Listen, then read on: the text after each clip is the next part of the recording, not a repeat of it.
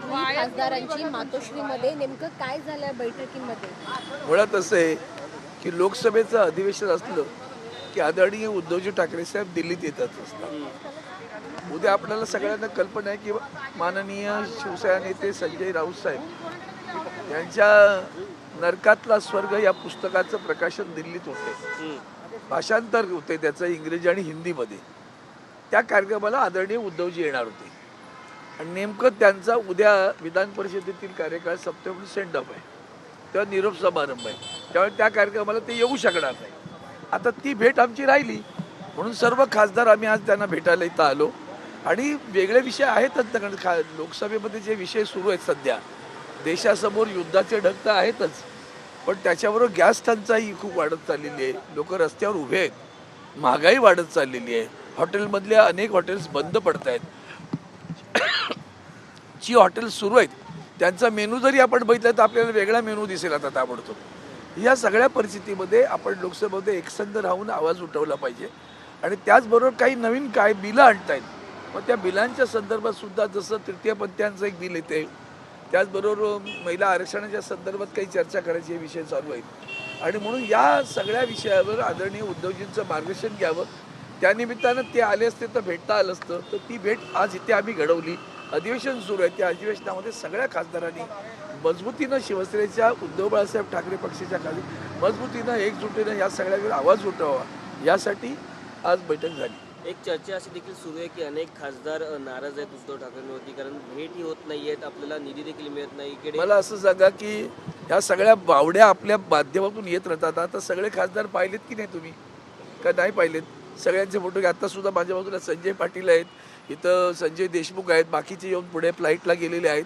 सगळे खासदार आहेत तसे आहेत, थंब मजबूतीनं उभे आहेत. नाराजी कशासाठी असेल? फंड देत नाही हा का त्यांचा विषय नाही, ते मुख्यमंत्री नाहीत आज.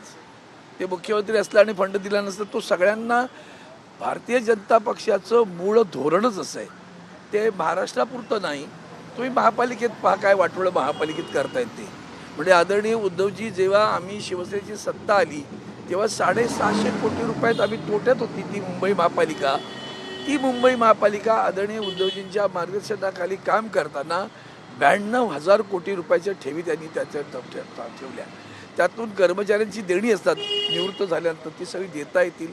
आणि जो काही निधी आवश्यक आहे वरचा तो विकासासाठी, जसं आपण कोस्टल रोड पाहिला, हा हे उद्धवजींचं ड्रीम आहे, त्याने ते पूर्ण केलं. ते त्या पहिली गोष्ट लक्षात ठेव, महापालिकेच्या पैशातून उभं केलेलं ते स्वप्न साकार केलं आहे, लक्षात घ्या, राज्याच्या नव्हे. म्हणजे या अशा पद्धतीनं मुंबई महापालिका चालवत होती. आता त्यातनं आम्ही आता DPDC-मध्ये आहोत, मी खासदार आहे, हे सगळे खासदार आहेत तिथे.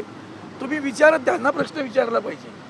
म्हणजे जे खासदार नाहीत, जे आमदार नाहीत, जे नगरसेवकही नव्हते कालच्या निवडणुकीच्या अगोदरपर्यंत, त्यातले काही निवडून आले असतील, त्यांना 8-8 कोटी रुपये निधी दिला.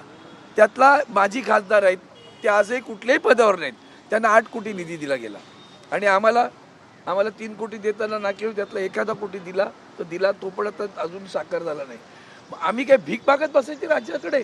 शेवटी जनतेनं आम्हाला निवडून दिलंय. तुमची बांधिलकी सरकारची जनतेची पण असली पाहिजे. आम्हाला निधी देत नाही तुम्ही, तो जनतेला देत असता. तुमचं काय घोडा मारलं त्या जनतेने, ज्या जनतेने ह्या खासदारांना निवडून दिलं त्या मतदारसंघातील जनतेचं तुम्ही वाकडं करण्यासाठी तुम्ही निवडाला तिथं. तुमची लाडकी बहीण बोडकी असं काय जे दुसऱ्या बाजूला असेल काहीतरी, तर ती त्याच्या काही त्याच्यामध्ये तुम्ही वागता आमच्याशी. आणि हे जी वागणूक आहे हीच लोकशाहीला घातक आहे.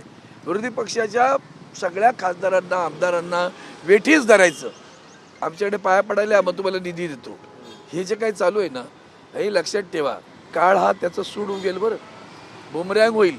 हा, तुम्ही काय आयुष्यभराचा पट्टा कमरपट्टा घेऊन नाही आला, अमरपट्टा, की तुम्हीच बसाल सत्तेवर. इथं तुम्ही जनतेची बांधिलकी आहे तुमची. जेव्हा माननीय मुख्यमंत्री महाराष्ट्रासंदर्भात बोलतात तेव्हा हे ज्यांनी आम्हाला निवडून दिलं ती माणसं महाराष्ट्राची नाही का? ती महाराष्ट्राची माणसं नाहीत का? त्या आया बहिणी आमच्या महाराष्ट्राच्या नाहीत का? तो शेतकरी आमच्या महाराष्ट्राचा नाही का?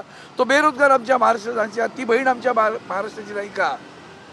मग त्यांच्यासाठी जेव्हा आम्ही एखादा विकास निधी आमच्यासाठी देतात, तो काय आमच्यासाठी देत नाही तुम्ही, तो तिकडे जातो. आणि म्हणून या संदर्भात त्यांचं जे निधीच्या संदर्भातलं वाटप आहे ते सगळ्यांनी उद्धवजींसमोर मांडलं की अशा पद्धतीने छळतात. तर ठीक आहे, आपण तेव्हाही असेच वागत आलो. आम्ही कुठे होतो? 66 मध्ये आम्ही काय होतो? वंदनीय शिवसेना प्रमुख त्यांच्या नेतृत्वाखाली पहिली निवडणूक लढवली मला आजही आठवतं. मी त्या निवडणुकीत अतिशय जोमाने प्रचार केला होता. 42 नगरसेवक निवडून होते. आमदार कुठे आमचे कधी आला आमचा पहिल्यांदा एक आमदार नवलकर निवडून आले अख्ख्या मुंबईतनं. दुसऱ्यांदा एक आमदार आले वामनराव आले. त्या दोघांनी जी तिथे जे प्रतिभा दाखवली त्यावेळेच्या त्या प्रतिभेनं माननीय तत्कालीन मुख्यमंत्री वसंतराव नाईकांनी साहेबांना फोन पण काय माणसं पाठवलीत तुम्ही. शिवसेनेची माणसं अशीच आहेत ती. आणि म्हणून ती जी माणसं आहेत ती जनतेशी बांधिलकी बघून काम करत असतात. त्यांना तुम्ही अडवून या जनतेची अधिक नाराजी ओढवते हे लक्षात घेतलं पाहिजे. ऑपरेशन टायगर शिंदे गटाकडून दावा करण्यात आला आणि विरोधी खासदार आमच्या संपर्क असं टायगर दिल्लीत जाऊन म्याव होतोय तेवढं बघून घ्या. सर आपण बघतोय राज्यामध्ये sir sir sir Kharat file Kharat फाईलचं ते महत्त्वाचं. सर खरात फाईलमध्ये अनेक नेत्यांचे राजकीय नेत्यांचे फोटो समोर येत आहेत. महाराष्ट्राची ती एप्स्टीन फाईल ठरेल. ती आता महाराष्ट्राची एप्स्टीन फाईल झाली. ती कलंकित केलं महाराष्ट्राला तुम्ही. अंधश्रद्धा कायदा आहे आपल्याकडे. भोंदू बाबांच्या पाठी लागून कोणी रेड्याला मारलं, त्याचं रक्त वाहिलं, कोणी काय काय केलं आणि सत्तेवर बसलात तुम्ही. कोणी कोल्याचे कान कापले. हे जेव्हा ऐकतो ना असली माणसं राज्य करते तुमची संविधानापेक्षाही. आणि हेच पक्षाला जय श्रीराम करत फिरत असतात बरं. त्याबरोबर रामचंद्रांनी पण असं कधी वागले नसते. तुम्ही जय श्रीराम करता का रे? हा जय शिवराय म्हणता. महिलांवर अत्याचार केल्यानंतर छत्रपती शिवाजी महाराजांनी काय केलं होतं कळतंय का? तरी तुम्ही जय शिवराय म्हणता. वंदनीय शिवसेना प्रमुखांचं नाव घेता. त्या दैवता समान आदित्य उद्धवजी ठाकरेंना तुम्ही जो त्रास दिलाय ना ते लक्षात घ्या. त्या माणसानं या महाराष्ट्राचं भलं केलं. तुम्ही प्रत्येक जण सांगत राहता तेव्हा एक बरोबर जाणीवपूर्वक एक सांगितलं जात नाही. त्यांचा काळ हा कोविडचा काळ होता. त्यांच्या सत्तेतला जो काही कारभाराचा काळ आहे तो जेमतेम 4-5 महिन्याचा आहे. उरलेली 2 वर्ष सगळा काळ कोविडमध्ये गेलेला आहे. त्या कोविडमध्ये उभ्या महाराष्ट्रातील लोकांचे प्राण वाचवणारा नेता कोण? तर आदरणीय उद्धवजी ठाकरे साहेब. हे विसरायचं कसं? त्यासाठी उलटे सुलटे आरोप करत बसायचं हे विसरलं जातं. आणि म्हणून त्याची जाणीव समाजाला आहे, लोकांना. आज शेतकऱ्यांना कळतंय की शेतकऱ्यांच्या बांधावर येऊन त्यांचं दुःख विचारणारा कोण नेता होता? आदरणीय उद्धवजी ठाकरे साहेब होते. 2 लाख रुपयापर्यंत कर्ज कुठली अट शर्त न घालता सत्ता आल्यावर पहिला निर्णय घेतला. तो निर्णय घेणारे कोण होते? आदरणीय उद्धवजी ठाकरे साहेब. आणि त्या राज्यामध्ये आत्ता महिलांच्या संदर्भात अशा फाईल जेव्हा ते अशी येते तेव्हा खरं तर महाराष्ट्रातील महिलांनी उचलून तिथे भरपूर आहेत अशा. म्हणजे ज्यांनी असं केलं त्यांचं नाव आलं, एकाला राजीनामा द्यावा लागला. काही जे आहेत ना की इतकं वाईट वाटतं हे सगळं ऐकल्यानंतर की कुठल्या थराला कुठे नेऊन ठेवला आहे महाराष्ट्र. आता सांगा ते उत्तर द्या तुम्ही. तुमची टॅगलाईन होती ना कुठे नेऊन ठेवला आहे महाराष्ट्र. आता या टॅगलाईनचं उत्तर द्या. कुठे नेऊन ठेवला आहे महाराष्ट्र.